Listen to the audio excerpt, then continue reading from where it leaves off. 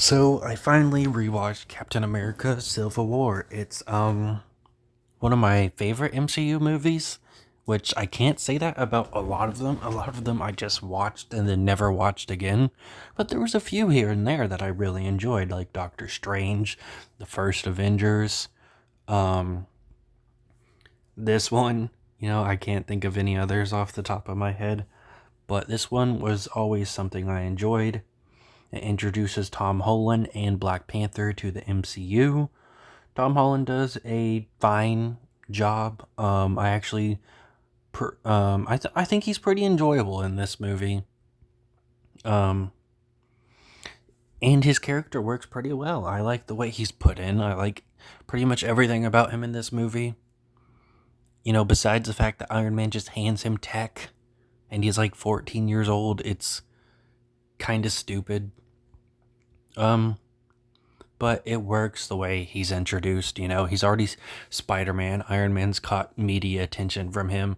He needs some more people, so he brings in this kid that has superpowers. But Iron Man, when he found out his age, should have just kind of backed down.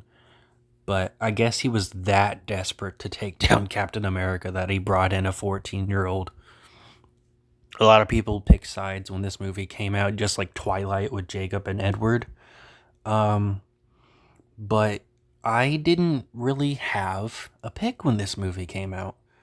I just kind of liked watching them both fight. It kind of sucks that the majority of the movie is not them fighting. It's just more backwater of a movie that they've decided they needed more of the Winter Soldier. It's still a very fun movie. I don't think it's boring, but clearly a lot of this movie is like, hey, remember Winter Soldier? We just made that movie 2 years ago. Let's get some more background on him, some more character development for him, which is fine. And they tie up the little crossbones thing. He's in the beginning. He has like 4 lines, and then he literally just straight up kills himself. He's that mad at Captain America, I guess. They couldn't figure out any other way for him to be out of the series. So they just straight up have him kill himself. It's kind of silly, though. I will admit, I never forgot that death.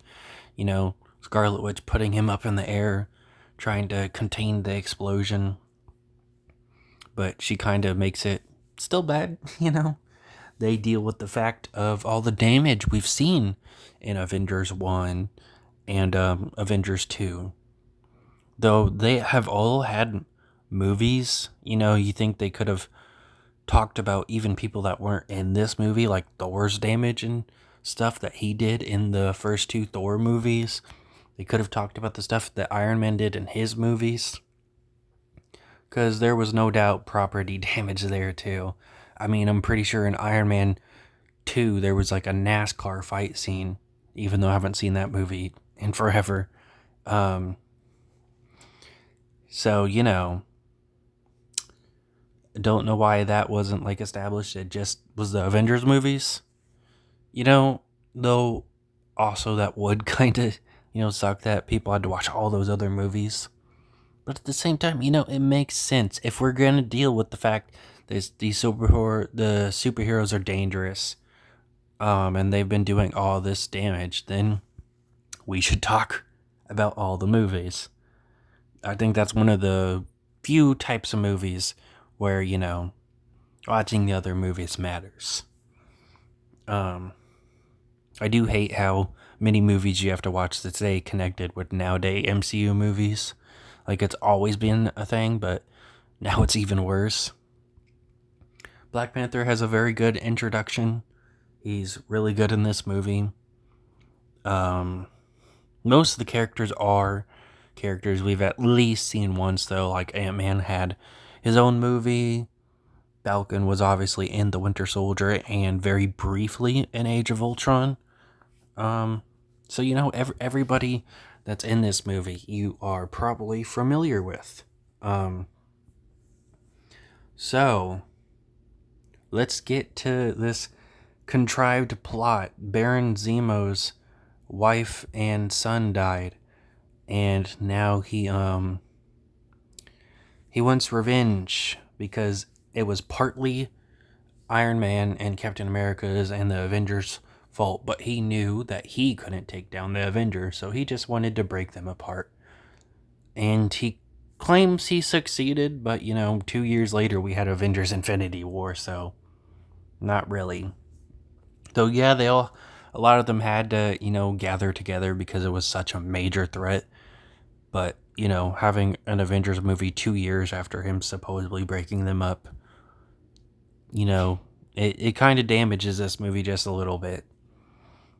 But the majority of the movie is more the politics of the universe and what's happening. It's not really Captain America versus Iron Man, which is fine, but it sucks because there ends up only being one fight scene between Captain America and Iron Man. And there's only one scene where all the teams fight at the airport. And that scene's pretty good. We get all different types of small interactions with characters like Ant-Man and Iron Man,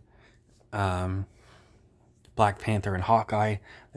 It's all little small interactions, and most of them are pretty funny. I like the fact that Ant-Man wants orange slices because he's probably dehydrated.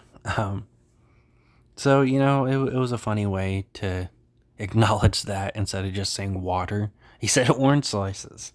When me and my brother watched this movie years ago, that shit was fucking hilarious to us. And it's still funny to me. Not as funny now, though.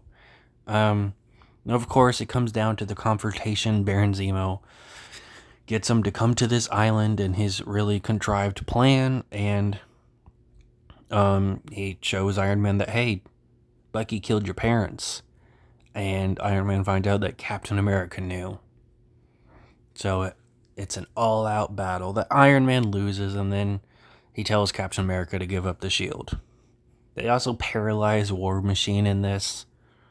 It's a pretty sad moment, but none of the blame is on Vision, which is insane. Like, he's the reason it happened, but most of the blame goes on to Falcon because he dodged the attack.